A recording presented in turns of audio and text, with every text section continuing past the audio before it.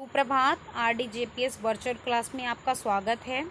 आज हम कक्षा 9वीं की हिंदी व्याकरण का पाठ वाक्य भेद समझेंगे। तो चलिए पाठ शुरू करते हैं। वाक्य भेद। सबसे पहले हम वाक्य की परिभाषा जानने से पहले हम भाषा की परिभाषा जान लेते हैं। अपने विचारों और भावों को प्रकट करना ही भाषा कहलाती है। भाषा की सबसे छोटी इकाई बच्चों वर्ण होती है। वर्णों को मिलाकर हमारे शब्द बनते हैं और शब्दों का सार्थक समूह वाक्य कहलाता है। इस प्रकार से भाषा की सबसे छोटी इकाई वर्ण है तो भाषा की सबसे बड़ी इकाई वाक्य है। तो परिभाषित रूप से जान लेते हैं वाक्य की परिभाषा। व्याकरणिक दृष्टि से भाषा की सबसे बड़ी रचना वाक्य है। शब्दों का वह सार्थक समूह जो किसी न किसी भाव को प्रकट करता है वह वाक्य कहलाता है।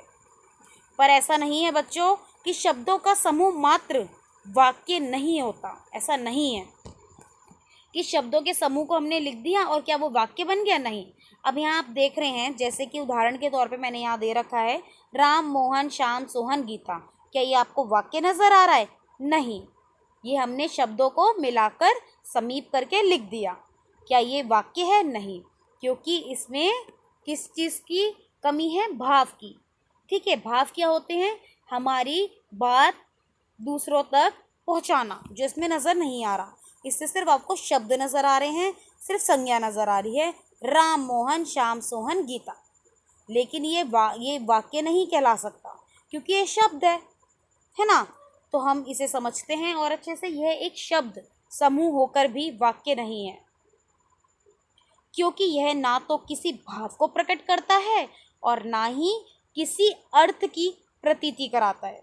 मतलब राम, मोहन, श्याम, सोहन, गीता को पढ़कर हमें कोई अर्थ समझ नहीं आता, कोई भाव प्रकट नहीं होता। तो जहाँ हमें वाक्य में भाव नजर ना आए, जहाँ कोई अर्थ ना हो, तो उसे हम वाक्य नहीं कह सकते, वे केवल शब्द ही होते हैं। तो वाक्य की क्या परिभाषा हुई? शब्दों का वह सार्थक समूह जो किसी न किसी भाव को प्रकट करे, तो वही वाक्य कहलाता है। अब शब्दों के समूह को वाक्य कहलाने के लिए भी 5 बातें होनी चाहिए। पहला है सार्थकता। वाक्य के शब्द सार्थक होने चाहिए। जैसे कि कोई भी शब्द है, उसका कोई अर्थ होना चाहिए, वो सार्थक होना चाहिए। ठीक है, अगर हम कोई भी शब्द बोल दें, ठीक है, अगर उसका कोई अर्थ नहीं है तो वे सार्थक ना होके निरर्थक शब्द कहलाएंगे। ठीक है, तो सबसे पहले वाक्य तभी सही होता है जब वह सार्थक है, उसमें सार्थक शब्द है। दूसरा, आकांक्षा।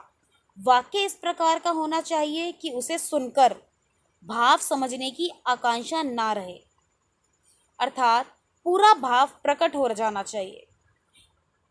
उदाहरण के लिए मैं आपको समझाती हूँ। अगर मैंने मोहन बोला और मैं कुछ देर चुप रही तो आपको समझ ही नहीं आया कि मोहन के बाद क्या होना चाहिए, है ना। तो आपको एक भाव रह गया कि मोहन ने क्या किया, क्या हुआ, मोहन के बाद क्या आना था।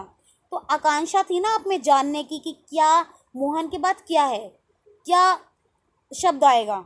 ठीक है, तो आकांक्षा अगर वाक्य में रह जाएगी तो वह वाक्य नहीं कहलाएगा, क्योंकि वह पूरा भाव प्रकट नहीं करता। तीसरा है योग्यता। शब्दों में प्रसंगानुकूल भाव बोध की योग्यता होनी चाहिए। अर्थात अगर मैंने बोला आग शीतलता प्रदान करती है, तो आपको पता है कि आग शीतलता प्रदान करती है, ये गलत हो जाएगा, क्योंकि आग में ये योग्यता नहीं होती कि आग शीतलता प्रदान करे। क्या आग ठंडक प्रदान करती है? अगर आप जल जाते हैं तो आपको ठंडा ठंडा लगता है, तो क्या ये योग्यता आग में है? तो इसलिए शब्दों में योग्यता होनी चाहिए, तभी वे सही भाव प्रकट करते हैं। तो वाक्य के लिए योग्यता होना भी बहुत ज़रूरी है। अब चौथा है हमारा समीपता। वाक्य के शब्द समीप होने चाहिए, अर्थात उनमें निकटता होनी चाहिए। कहने का तात्पर्य है कि वाक्य के जो शब्द हैं वो इतने दूर ना हो कि उसमें समीपता और निकटता ना हो। अगर मैंने बोला मोहन और मैं कुछ देर रुकने के बाद घर जाता है बोलूँ, तो वह समीपता समाप्त हो जाएगी और जो वाक्य का भाव है वे समाप्त हो जाएगा। पांचवा है अवनीति, अनिविति। व्याकरण की दृष्टि से एक रूपता होनी चाहिए, अर्थात व्याकरण जो है हमारी वो सभी वाक्य में सेम सी होनी चाहिए। पहले कर्ता आना चाहिए, फिर हमारी क्या क्रिया आनी चाहिए, है ना। तो ये सभी में एक समान होना चाहिए कि पहले कर्ता कारक, ठीक है, फिर क्रिया आनी चाहिए, फिर हमारे काल आने चाहिए। तो ये सभी में एक रूपता होनी चाहिए। वाक्य के अंग अर्थात घटक। प्रत्येक वाक्य के दो प्रमुख अंग होते हैं, पहला कर्ता और दूसरा क्रिया। आपने देखा होगा सरल से सरल वाक्य के भी पहला कर्ता और क्रिया हर वाक्य में, चाहे वे सरल वाक्य हो या संयुक्त वाक्य हो, इन सब में आपको क्रिया और कर्ता ज़रूर मिलेगा। तो कर्ता के विस्तार को उद्देश्य तथा क्रिया के विस्तार को विधेय कहते हैं, जो हमारे वाक्य के अंग हैं। उद्देश्य वाक्य में जिसके विषय में कुछ कहा जाता है वे उद्देश्य कहलाता है। विधेय उद्देश्य के विषय में जो कुछ कहा जाए वे विधेय कहलाता है। तो आपने जाना वाक्य के अंग कौन कौन से हैं, कर्ता और क्रिया, और वाक्य के हमारे दो अंग ये भी कहलाते हैं, उद्देश्य और विधेय। वाक्य में जिसके विषय में कुछ भी कहा जा रहा है, जिसके विषय मतलब अगर राम के बारे में बताया जा रहा है तो राम इसमें उद्देश्य है, और राम बाजार जा रहा है तो बाजार, राम जा रहा है तो बाजार क्या है, विधेय। उद्देश्य के विषय में जो कुछ कहा जाता है वे विधेय कहलाता है। उदाहरण के लिए हम समझ लेते हैं, सूरज चमकता है, तो सूरज इसमें उद्देश्य है और चमकता इसमें विधेय है। उद्देश्य का विस्तार उद्देश्य के अर्थ में विशेषता प्रकट करने के लिए जो शब्द या शब्दांश कर्ता के साथ जोड़े जाते हैं उन्हें उद्देश्य का विस्तारक कहा जाता है। उद्देश्य का विस्तार संज्ञा, सर्वनाम, विशेषण तथा वाक्यांश से होता है।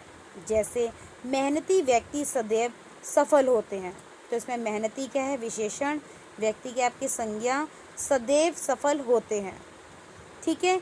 तो यहाँ मेहनती विशेषण है और उद्देश्य व्यक्ति का विस्तारक है। तो आपने देखा कि व्यक्ति जो है हमारी क्या है, एक उद्देश्य है, कर्ता है, और इसका विस्तार करने के लिए हमने विशेषण शब्दों को चुना है।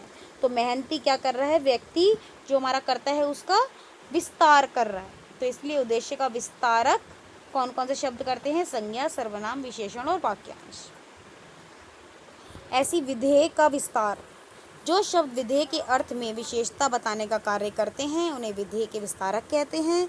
विधेय का विस्तार कारक, क्रिया विशेषण तथा पूर्वकालिक क्रिया द्वारा होता है। जैसे वह लड़का ध्यानपूर्वक सुनता है, तो वह क्या है, हमारा सर्वनाम, लड़का है हमारी संज्ञा, ध्यानपूर्वक क्रिया विशेषण, सुनता हमारी क्रिया है, हमारा काल है।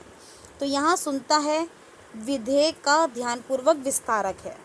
तो आपने देखा कि किस तरीके से उद्देश्य और विधेय का विस्तार होता है और कौन कौन से शब्द उनका विस्तार करते हैं। जैसे हमने विधेय का देखा तो इसमें कौन कौन से विधेय का विस्तार कर रहे हैं, कारक चिन्ह, क्रिया विशेषण और पूर्वकालिक क्रिया।